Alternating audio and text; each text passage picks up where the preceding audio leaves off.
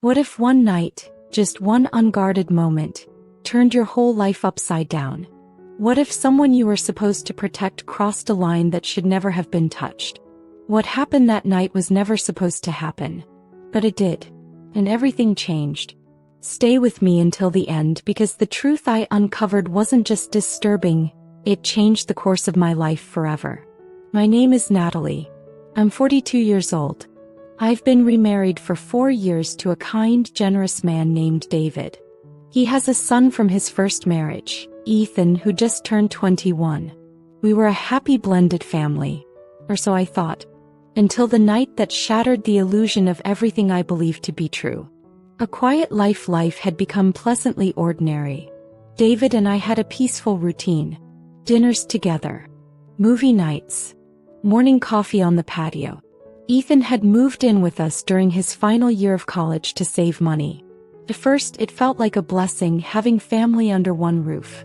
But slowly I noticed something. It was subtle at first. A lingering look. A comment that seemed too familiar. The way his presence filled a room almost deliberately.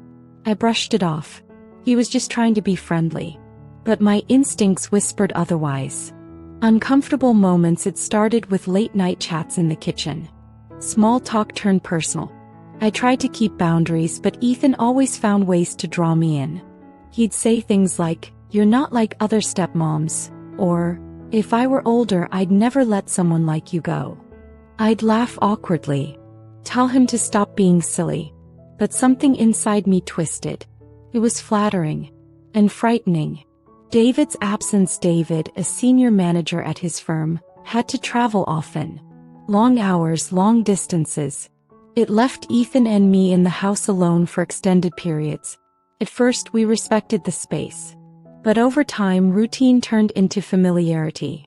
Familiarity turned into closeness. He started sharing things he didn't share with his father. Dreams, fears, doubts. I became a confidant.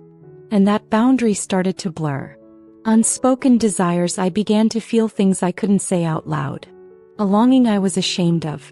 I justified it as motherly concern, but it was more. He'd touch my hand and let it linger.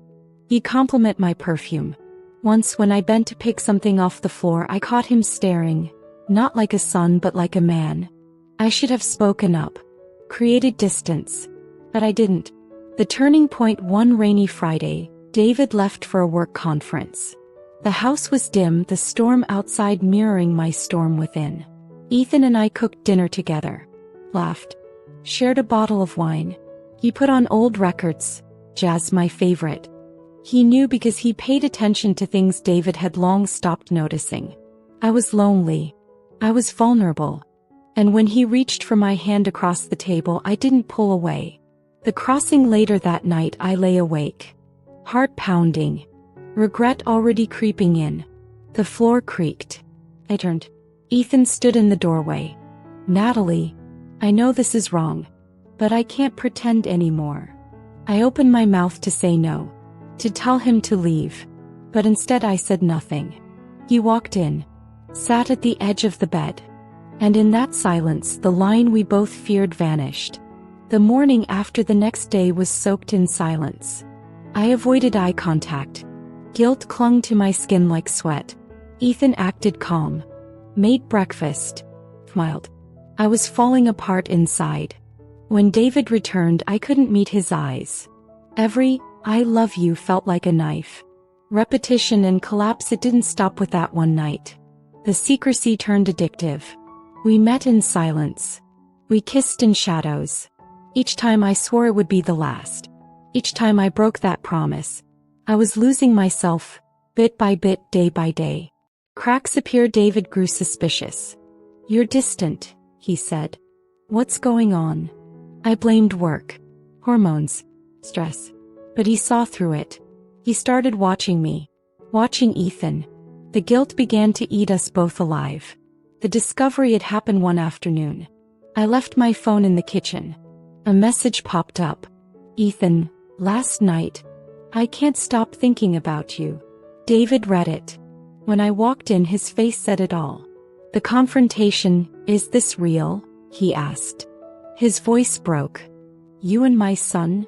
I wanted to lie, to explain, but the truth hung in the air, undeniable.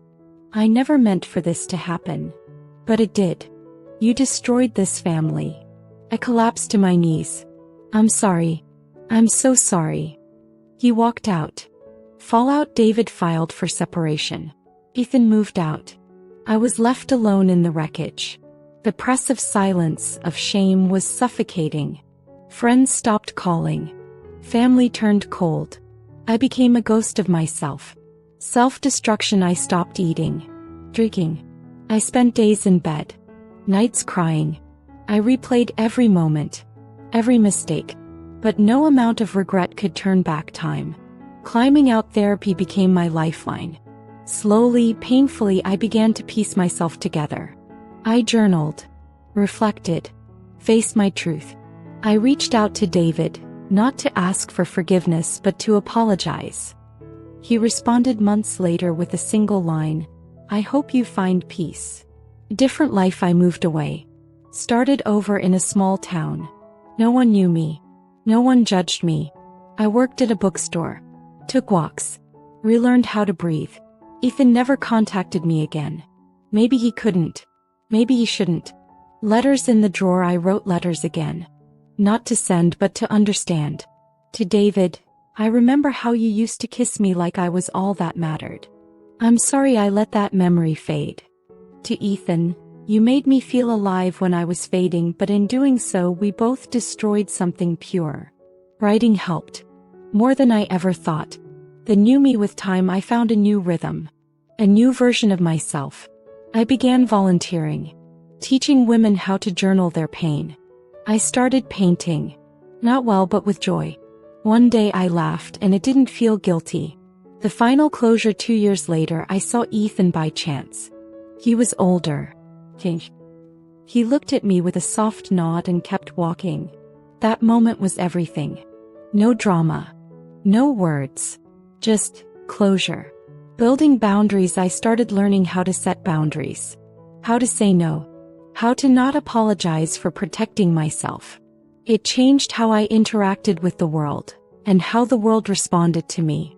Forgiving myself. It took years, but one morning I woke up and didn't feel heavy. I forgave myself. I still carried the lessons, but not the shame. Unexpected kindness. A woman at the bookstore came in crying one day. Her story was different, but her pain was familiar. We talked. I listened. I realized I had become the safe place I once needed. One last letter. I wrote one final letter. Not to anyone else but to myself. You were lost. You were hurt. But you kept going. And that matters more than any mistake. Reclaiming joy. I found joy in simple things. Sunsets, warm tea, slow music. I traveled solo. I laughed loudly. I stopped hiding. A new chapter. Years later I met someone new. It wasn't love at first sight. It was something gentler. Respect. Patience. He didn't ask about my past. He cared about my present. A story worth sharing. So why share this now? Because someone out there is in pain. Someone made a mistake. Someone feels unforgivable. You are not alone. You are not your worst moment. You can rise. If this story spoke to you, share your thoughts in the comments. You never know who needs to read your words. Like this video if you believe healing is possible. Subscribe to Veiled Desires for more real, raw, and redemptive stories. Share this with someone who needs hope. Because sometimes, even from the deepest scars, something beautiful blooms.